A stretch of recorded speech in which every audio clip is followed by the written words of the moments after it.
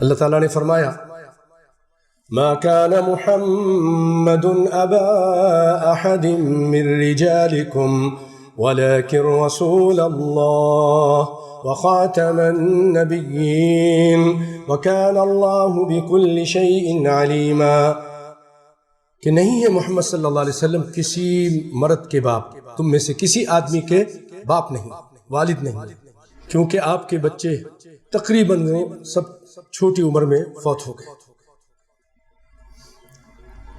اور یہاں اس کی بھی نفی ہے کہ زید بن اسامہ کو نبی صلی اللہ علیہ وسلم نے ایک موقع پر کہا تھا میرا بیٹا ہے، منہ بولا بیٹا، اور یہ نبوت سے پہلے کہا تھا۔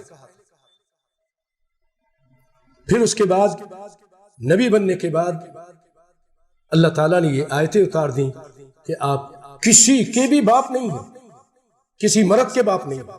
ما کان محمد ابا احد من رجالکم، پھر آپ کیا ہیں؟ ولکن رسول اللہ، آپ اللہ کے رسول ہیں، وخاتم النبیین، آپ کے بعد کوئی نبی نہیں، انا خاتم النبیین لا نبی بعدی، میں نبیوں کو ختم کرنے والا ہوں، میرے بعد کوئی نبی نہیں۔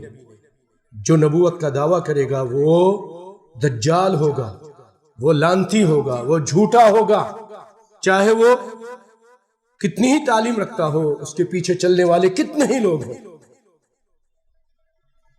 یہ چیزیں ہمیں جب نہیں بتائی جاتی، ہمیں سمجھ میں نہیں آتی، ہمیں معلوم نہیں ہوتا، تو بہت سارے لوگ ان فراڈیوں کے دھوکے میں آ جاتے ہیں، وہ ایسی ایسی باتیں کرتے ہیں۔ یہ مرزا غلام احمد قادیانی اور اس کے ماننے والے، کہ بہت سارے لوگ ان کے جال میں آ جاتے ہیں اور وہ اس کو نبی ماننا شروع کر دیتے ہیں۔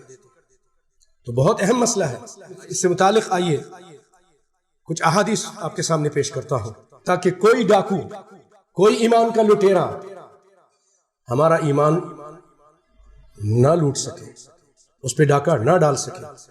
ابو ہریرہ رضی اللہ تعالیٰ عنہ روایت کرتے ہیں کہ نبی صلی اللہ علیہ وسلم فرمایا لا تقوم الساعہ، قیامت نہیں قائم ہوگی، حتی یبعث دجالون کذابون، یہاں تک کہ بھیجے جائیں گے دجال کذاب قریباً من 30 کے قریب دجال جھوٹے نبوت کا دعویٰ کرنے والے لوگ ہوں گے۔ کلہم یزعم انہ رسول اللہ، ہر ایک یہ گمان کرے گا کہ وہ اللہ کا رسول ہے۔ یہ بخاری کی روایت تھی، مسلم کی، ہر ایک یہ گمان کرے گا۔ اور اس کے علاوہ ترمذی کی ایک روایت میں ہے وَأَنَا خَاتَمُ النَّبِيِّينَ لَا نَبِيَّ بَعْدِي، میں خاتم النبیین ہوں، میرے بعد کوئی نبی نہیں۔